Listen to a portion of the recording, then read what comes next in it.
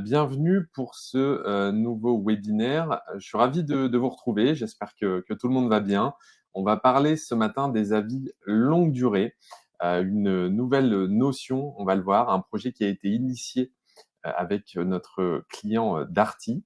Et on va surtout se poser la question suivante: comment ces avis longue durée vont pouvoir redéfinir la performance en e-commerce et aussi pour les retailers. Je vais commencer par me présenter rapidement et vous présenter Cosplace. Donc moi, je suis Thibaut Druez, je suis le responsable commercial et nous sommes une plateforme de gestion de l'e-réputation et aussi de marketing local tout en un, puisque nous accompagnons nos clients à la fois sur la collecte et la gestion de leurs avis, mais aussi sur la gestion de leur visibilité et de leur présence en ligne, notamment pour nos clients qui ont un réseau d'établissements. Nous avons la capacité de gérer les fiches Google et de pouvoir les multidiffuser dans plusieurs écosystèmes, comme notamment Apple, également sur tout un éventail d'annuaires locaux, de plateformes GPS, afin de maximiser la visibilité au niveau local. Nous gérons également les 4 catégories d'avis qu'il existe, à savoir les avis de la marque au niveau national ou international, les avis des établissements plutôt lorsqu'on a un réseau, c'est-à-dire la notion de localité, des magasins, des agences, des centres auto, etc. Les avis des produits, et ça tombe bien puisque c'est notre sujet de ce matin, on va parler notamment des avis produits longue durée. Je le disais juste avant, qui est vraiment un concept novateur, d'où l'intérêt de cette présentation, et également les avis des salariés. Voilà pour la brève introduction. Je vous propose de rentrer dans le vif du sujet et de voir le programme qui nous attend ce matin. La présentation sera en 3 parties principales. On va tout d'abord essayer de comprendre ensemble ce que signifie ce nouveau type d'avis, donc dit de longue durée. On va voir que c'est un projet, je le disais, qui a été initié par Darty. On va essayer de comprendre ensemble la genèse de cette nouvelle approche. Dans un deuxième temps, nous verrons en quoi ces avis longue durée vont pouvoir transformer la performance du retail et de l'e-commerce. Et puis, nous parlerons des résultats concrets obtenus par Darty au bout de quelques mois, après quelques mois du lancement de ce nouveau dispositif. Alors, cette baseline proposée par Darty, vous l'avez peut-être déjà entendue, c'est parti pour durer. Cette baseline montre finalement et résume bien les valeurs de l'enseigne et la direction qui est prise, qui est la suivante, de proposer des produits qui vont vraiment s'inscrire dans la durabilité. Et le fait de vouloir finalement récolter des avis de longue durée est vraiment une preuve de ce chemin choisi par Darty, qui, je le rappelle, est aujourd'hui le premier SAV de France. J'y reviendrai un peu plus en détail après. Donc, qu'est-ce qu'un avis longue durée?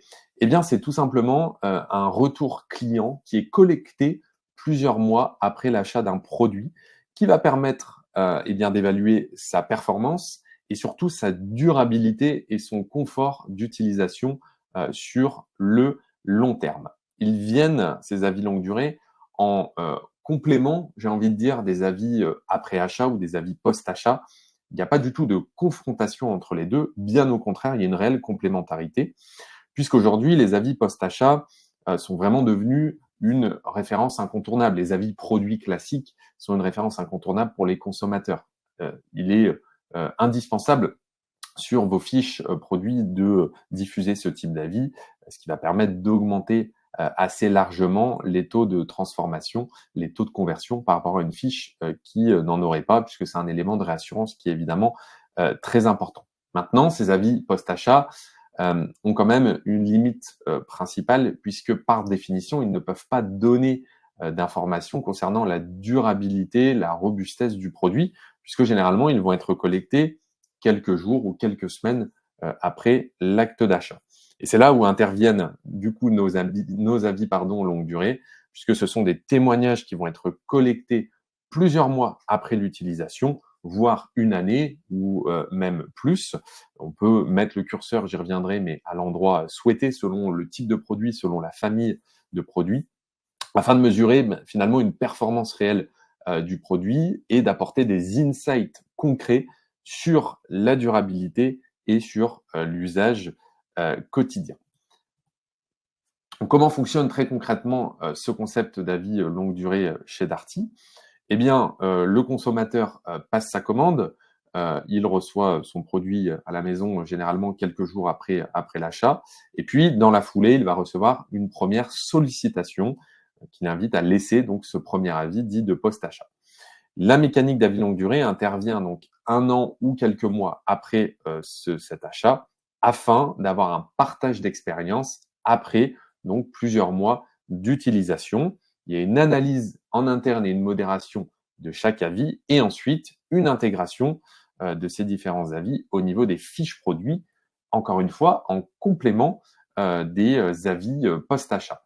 On a une technologie chez Custplace appelée ReviewBox qui va permettre donc de collecter l'avis d'un client et nous allons faire ce qu'on appelle de l'A/B testing afin de solliciter à des moments les plus adaptés finalement par rapport à la famille de produits. On va mettre le curseur à l'endroit le plus adapté concernant la durée. Si on sollicite pour un produit technologique ou plutôt d'un produit électroménager, on ne sera pas forcément en tout cas sur les mêmes durées, avec des questions également qui vont être différentes, bien sûr, d'un produit à l'autre. Là, ce que vous voyez apparaître à l'écran, on le voit peut-être pas très bien, mais on a des questions qui vont être adaptées à chaque famille. C'est l'exemple là d'un lave-linge. Donc, on va demander un niveau de satisfaction concernant la facilité de programmation, par exemple, l'efficacité du lavage, le choix des programmes, et puis bien sûr un niveau de satisfaction général concernant l'utilisation de ce produit 1 an après. Dès que ce feedback est collecté, il va être ensuite intégré automatiquement sur la fiche produit via un nouvel onglet qui vient en complément donc des avis après achat avec cette notion d'avis dit de longue durée. L'intérêt pour le consommateur, il est finalement assez évident. Ça va être d'obtenir des informations plus fiables, on va dire, et plus utiles sur le produit. C'est d'ailleurs 96% des consommateurs interrogés qui jugent les avis émis 1 an après l'achat plus utiles que les avis post-achat. Concernant la marque, parce qu'il faut bien sûr qu'il y ait un intérêt également pour le commerçant, ça va être de collecter des enseignements qui donc collecter des éventuels écueils et aussi les bénéfices du produit qui vont permettre à l'enseigne ensuite eh bien, de diriger les clients vers le produit qui conviendra le mieux. Ce projet, il est important de le rappeler, il est vraiment aligné avec les valeurs de Darty. Je le disais et je le redis, qui est le premier SAV de France, avec cette vraiment cette notion en tête de durabilité et de réparabilité des équipements pour contrer aussi ce qu'on a entendu il y a quelques années au niveau de l'obsolescence programmée de certains produits technologiques qui ne sont pas en lien du tout avec Darty.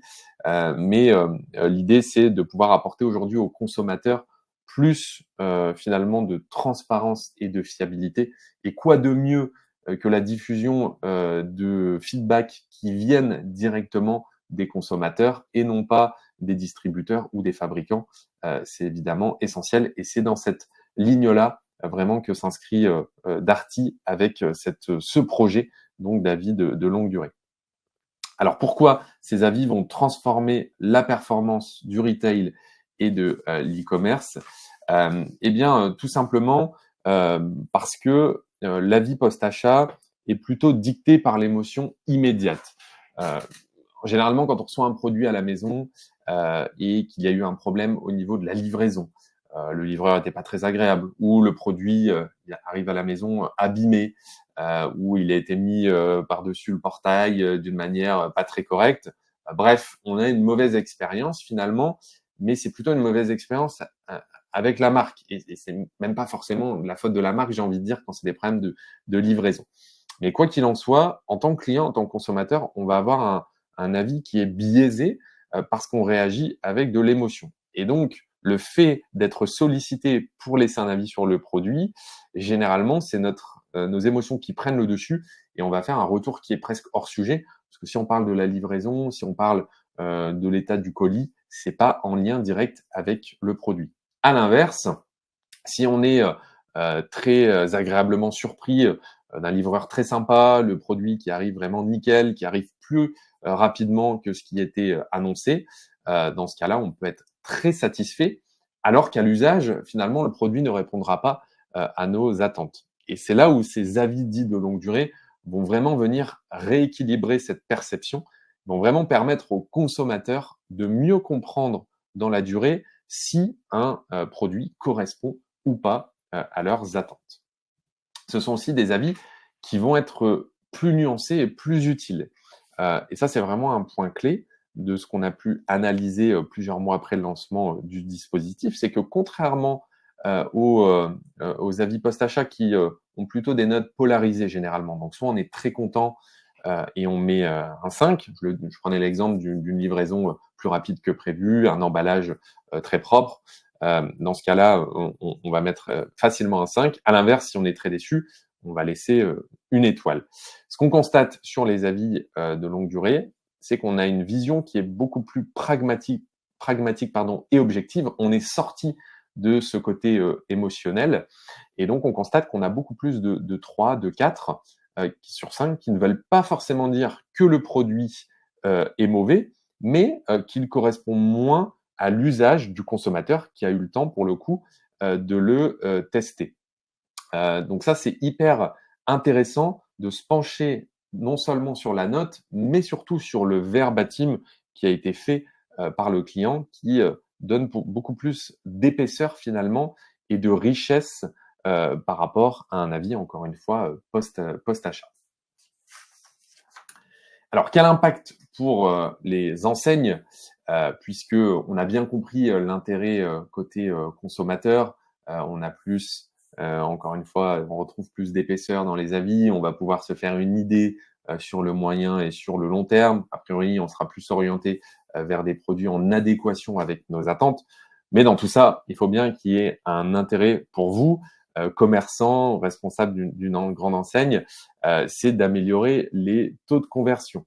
Des fiches produits, ça paraît logique ce que je vais vous dire là, mais des fiches produits qui sont plus enrichies, avec plus d'avis et plus d'informations détaillées, avec des avis pertinents, évidemment, c'est un élément de réassurance supplémentaire pour vos futurs clients qui vont trouver des avis, pour le coup, alignés avec leurs besoins. Ou en tout cas, qui vont trouver un verbatim qui relate les fonctionnalités ou la durabilité qu'ils recherchent.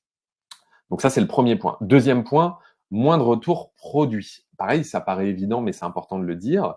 Le fait d'être plus en adéquation avec les attentes des consommateurs et d'être plus transparent concernant la puissance de l'appareil, concernant sa longévité, sa robustesse, des éléments qu'on évoquait précédemment, eh bien évidemment, on va avoir des actes d'achat plus qualifiés, peut-être moins au hasard, et ça impliquera qu'il y a ensuite moins de retours produits et donc moins de frais logistiques pour l'enseigne. Et donc globalement, une meilleure compréhension, on va dire, des attentes clients et un impact positif sur la satisfaction globale des clients de l'enseigne. Alors, ça nous amène à la troisième partie, quels sont les résultats concrets de ces avis, de ce dispositif d'avis longue durée initié par Darty.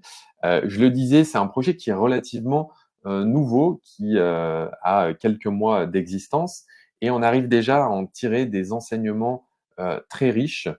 Premier enseignement, et c'était à l'initial, pour être tout à fait honnête, une crainte qu'on pouvait avoir concernant les taux de retour des clients. Puisqu'on s'est dit de manière assez intuitive, les clients ont déjà été sollicités une première fois, ils se sont déjà exprimés concernant le produit reçu. Est-ce qu'ils vont jouer le jeu pour se reprendre quelques secondes ou quelques minutes de leur temps un an après? Est-ce qu'ils ne seront pas passés à autre chose? Est-ce qu'ils n'auront pas pensé que c'est un bug de les ressolliciter une nouvelle fois? Eh bien, finalement, toutes ces craintes ont été balayées assez rapidement. Et ce qu'on constate, premier enseignement, c'est qu'on a un taux de retour élevé, un taux de collecte d'avis élevé, et qui est quasi identique au taux de collecte post-achat. Donc ça, c'est le premier élément qui est évidemment très important, ce qui permet d'avoir une somme et une volumétrie d'avis qui vient encore une fois s'additionner aux avis post-achat. Et c'est évidemment un élément de réassurance très important et aussi un élément primordial pour la partie référencement. Deuxième enseignement, c'est le côté insight que j'évoquais tout à l'heure, avec beaucoup plus d'épaisseur et beaucoup plus d'informations précieuses concernant des irritants, donc des points défectueux, des problèmes relatifs au produit, ou à l'inverse, vraiment une mise en lumière de points d'enchantement de la part des clients. Et cette somme d'informations est vraiment exploitable par l'enseigne et pour l'enseigne, et c'est évidemment très riche. Ça a un impact aussi direct sur la conversion des produits, donc de l'acte d'achat, puisque ça permet une meilleure mise en avant des produits. C'est un peu tôt pour vous donner des chiffres précis. Encore une fois, le lancement du dispositif est assez récent. Il date de mi-2024, donc un peu tôt pour rentrer un peu plus dans le détail concernant ces chiffres. Et l'autre enseignement, c'est qu'on a des clients qui sont prêts à partager sur leur expérience sur le long terme et donc qui montrent finalement un attachement à la marque. Et c'est un moyen de fidéliser ses clients en créant un canal d'échange finalement supplémentaire, un lien en plus où on montre au client qu'il est embarqué finalement dans le projet et que sa voix compte puisque elle est mise en avant directement sur leur site à travers cette notion d'avis, d'onglet, je montrais tout à l'heure, de longue durée. De plus, Darty profite d'une véritable reconnaissance sur le marché, sur son marché, puisque ses avis longue durée ont déjà reçu 5 récompenses pour leur impact sur l'expérience client. C'est donc un modèle qui est en train de donner des idées à d'autres acteurs du retail. Et la prochaine étape, notamment pour Darty, ça va être d'intégrer ces avis longue durée de manière encore plus visible dans le parcours client et peut-être dupliquer la recette, si j'ose dire, sur d'autres familles de produits. Dans un premier temps, c'est surtout concentré sur l'électroménager, sur les produits technologiques. Ça pourrait être adapté dans un second temps à un champ d'application finalement assez large et à quasi toutes les familles de produits proposées par l'enseigne. Pour résumer ce webinaire et ce que je viens de vous présenter, je vous propose un verbatim de Benoît Duval, qui est le responsable de ce projet et qui est à l'initiative donc de ce projet chez Darty. Donc c'est une synthèse finalement de tout ce qu'on a pu évoquer là depuis un peu plus de 20 minutes. Benoît nous dit la chose suivante: quand on consulte les avis longue durée qui nous sont restitués, les messages qui nous sont transmis sont des messages extrêmement pertinents. Et je trouve qu'ils sont bien plus engageants que les avis post-achat, parce que souvent on comprend tout de suite les écueils ou les bénéfices qu'ont rencontrés nos clients avec un produit. Voilà, c'est déjà la fin de ce webinaire. Si vous souhaitez en savoir un petit peu plus concernant ce dispositif, on vient de vous mettre un lien dans le chat avec un podcast qui a été réalisé très récemment en amont de ce webinaire, il y a quelques jours. Donc c'est tout frais, ça reprend un certain nombre d'éléments que j'ai synthétisés ce matin. Vous pouvez écouter le témoignage en détail de Benoît, qui a été interrogé par Nicolas, notre CEO. Vous aurez un complément d'information par rapport à ce qui a été dit ce matin. Donc, on vous met le lien dans le chat, n'hésitez pas à l'écouter. Et si vous souhaitez, on peut prendre quelques instants pour répondre à vos questions s'il y en a dans le chat. Et si ce n'est pas le cas, je vous donne rendez-vous pour un prochain webinaire le jeudi 15 mai à 11h.